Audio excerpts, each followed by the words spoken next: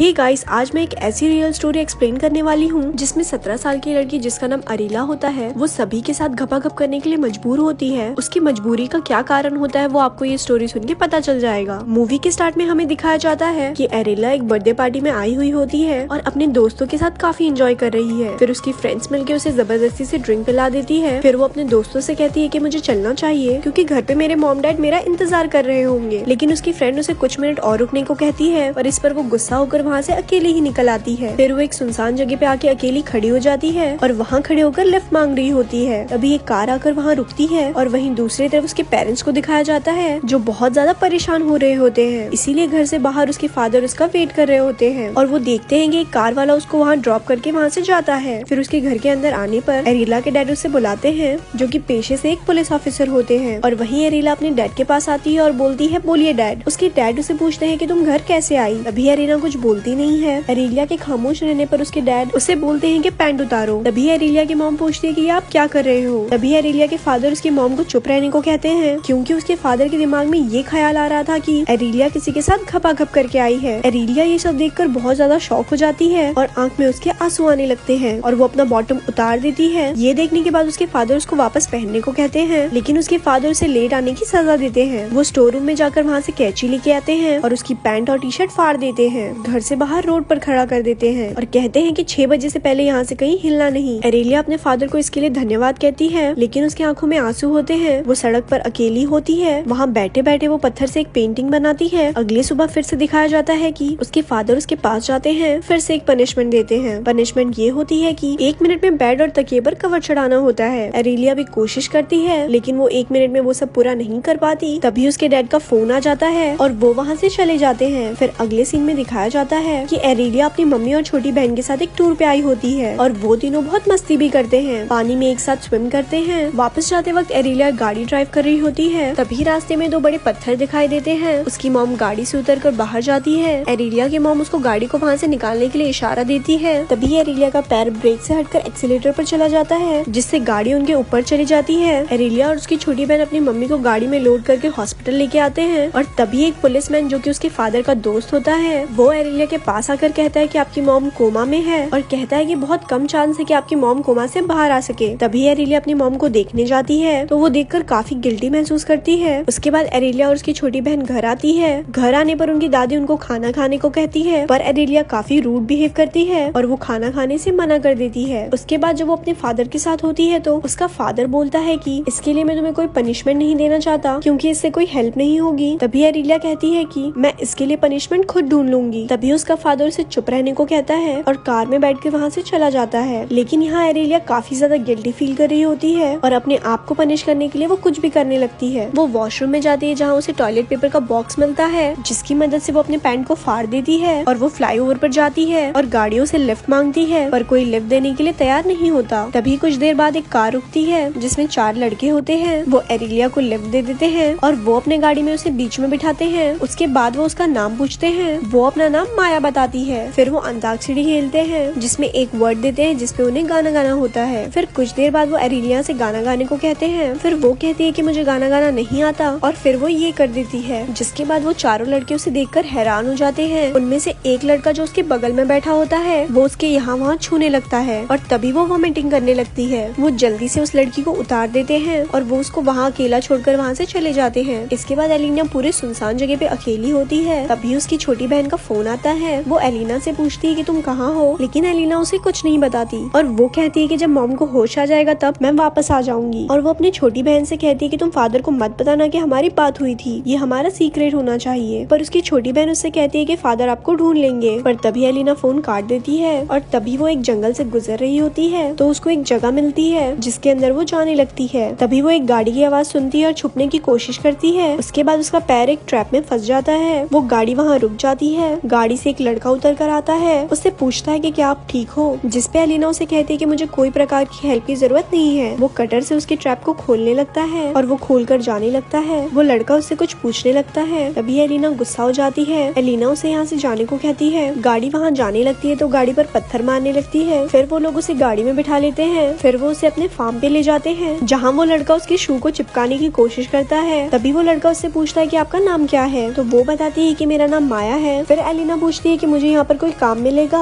जिसपे वो लड़का उसे मना कर देता है क्योंकि यहाँ बहुत मेहनत भरा काम होता है और वो सोचता है कि लड़की के बस की बात नहीं है। तभी एलिना कहती है कि मैं ये सब कर सकती हूँ। तभी वो उसके हाथ से लाइटर छीनती है और लाइटर जलाकर अपना हाथ उसके ऊपर रख लेती है और वो गिनती करना शुरू कर देती है। दरअसल वो उसे ये बताना चाहती है कि वो मेहनत करने से नहीं डरती। इसके बाद वो लड़का उसे अपने फूलों के बागान में ले जाता है, उसे काम के बारे में समझाता है। उसके बाद बेन कुछ काम से बाहर चला जाता है और तब एलियाना फ्रीजर रूम में जाती है जहाँ बेन का दोस्त वहाँ होता है। वो वहाँ पर काम कर रहा होता है। तभी एलियाना उससे मदद मांगती है तो वो कहता है कि बेन से क्यों नहीं हेल्प मांगती। तभी एलियाना कहती है कि बेन इसमें मेरी कोई मदद नहीं कर सकता। फिर एलियाना उसे उकसाने लगती है जिसपे वो उसे मना करने लगता है और कहता है कि मैं ये सब नहीं कर सकता। थोड़ा फोर्स करने पर वो फिसल जाता है। वो एलियाना को पकड़ने लगता है लेकिन फिर उसे कोई ख्याल आता है और वो एलियाना को मना करने लगता है और कहता है कि आज के बाद ऐसा दोबारा मत करना और उसे यहाँ से जाने को कहता है। फिर सीन स्विच होता है, उसके डैड को दिखाया जाता है जो अपने वाइफ के पास खड़े होते हैं और नर्स उसको साफ कर रही होती है। बेन जब वापस आता है तो वो माया को आवाज मारता है। जब वो अंदर जाता है तो देखता है माया काफी उदास है। वो उसे यहाँ से बाहर चलने को कहता है क्योंकि वो फ्रीजर रूम में है जहाँ पर कोई इंसान ज्यादा देर तक नहीं रह सकता। वहाँ फ्लावर्स को रखते हैं ताकि वो खराब ना हो। एरियाना बेन को मना कर देती है, कहती है कि मैं यहीं पर रहूंगी। उसके बाद बेन भी अपना सब कुछ उतार देता है और कहता है कि मैं भी यहीं रहूंगा और हम दोनों यहीं फ्रीज हो जाएंगे। इसके बाद एरियाना मान जाती है और वो उसे लेकर अपने घर आ जाता है। इसके बाद बेन यहाँ रेडियो लाता है और उसके लिए गाना प्ले करता है। फिर उसके बाद दोनों चुम्मा चाटी करने लग जाते हैं और फिर वो दोनों घपाघप शुरू कर देते हैं। फिर बेन वहाँ से चला जाता है। इसके बाद एलियाना के फादर को दिखाया जाता है जो कि बहुत परेशान होते हैं क्योंकि उसकी वाइफ कोमा में है और एलियाना गायब है। उसके फादर का दिमाग काम नहीं करता और वो बहुत ही गुस्सा होते हैं। इसके बाद हम देखते हैं कि एरियाना रात को बेन के कमरे को पूरी तरह से देखती है जहाँ उसे आर्मी के आर्टिकल दिखाई देते हैं और वो वहाँ से भागना शुरू कर देती है और वो एक सुनसान जगह पर आ जाती है जहाँ पर वो बैठ जाती है। वहीं दूसरी तरफ उसके फादर, सिस्टर और मॉम को दिखाया जाता है। जब उसकी छोटी बहन मैसेज टाइप कर रही होती है तो उसके डैड पूछते हैं कि क्या तुम एलियाना से बात कर रही हो। पहले तो वो मना कर देती है, फिर वो कहती है कि एलियाना तब तक वापस नहीं आएगी जब तक मॉम को होश नहीं आएगा। अब एलियाना को दिखाया जाता है जो कि फिर से लिफ्ट मांगती है। वो एक कार वाले से लिफ्ट मांगती है और वो कार वाला उसे अपनी गाड़ी में बिठा लेता है और कार वाला उससे पूछता है कि आप ठीक हो। एलियाना कहती है यस और दूसरी तरफ उसके फादर उसे ढूंढने के लिए निकल जाते हैं। उसके फादर अपने दोस्त से उसको ट्रैक करवाते हैं, फिर वो उसी डायरेक्शन में जाने लगते हैं। वहीं वो आदमी एरिलिया को जंगल में मंगल करने के लिए ले जा रहा होता है। उसके फादर भी उसे ढूंढते हुए उसी जगह पर पहुंच जाते हैं जहाँ पर एरिलिया का पैर फंसा था। वहीं दिखाया जाता है कि वो आदमी उससे फ्लर्ट करने की कोशिश करता है और तभी एरिलिया उसे पीछे चलने को कहती है। फिर वो अपने फादर को कॉल करके अपना फोन पॉकेट में रख लेती है। फिर उसके फादर को पता चल जाता है कि एरिलिया के साथ कुछ गलत हो रहा है। इसके बाद उस आदमी को दिखाया जाता है जो एरिलिया को पानी पिला रहा होता है। फिर वो लेट जाती है। उसके बाद उस आदमी के मुंह में पानी आ जाता है और फिर वो आदमी अपना स्पाइडरमैन निकालने लगता है जिसपे एरिलिया कहती है कि ये मेरा पहली बार है, इसीलिए वो काफी नर्वस होती है। जिस पर वो आदमी उसे कहता है कि पहली बार तो बहुत हार्ड होता है, उसके बाद बहुत अच्छा लगता है। फिर वो दोनों लवलपाटा शुरू कर देते हैं। यही उसका फादर ये सब सुनकर बहुत परेशान होने लगता है। उसके बाद वो एरिलिया एरिलिया करके चिल्लाने लगता है। फिर उसके फादर आगे बढ़ते हैं और एक गाड़ी को देखते हैं और वो उसी की तरफ जाने लगते हैं। कार वाले को लगता है कि कोई आ रहा है। वो गाड़ी स्टार्ट कर वहाँ से भाग जाता है और एरिलिया उस गाड़ी से कूद जाती है। फिर उसके फादर को रियलाइज होता है कि उसने बहुत बुरा किया था, ऐसा पनिशमेंट नहीं देना चाहिए किसी भी माँ बाप को।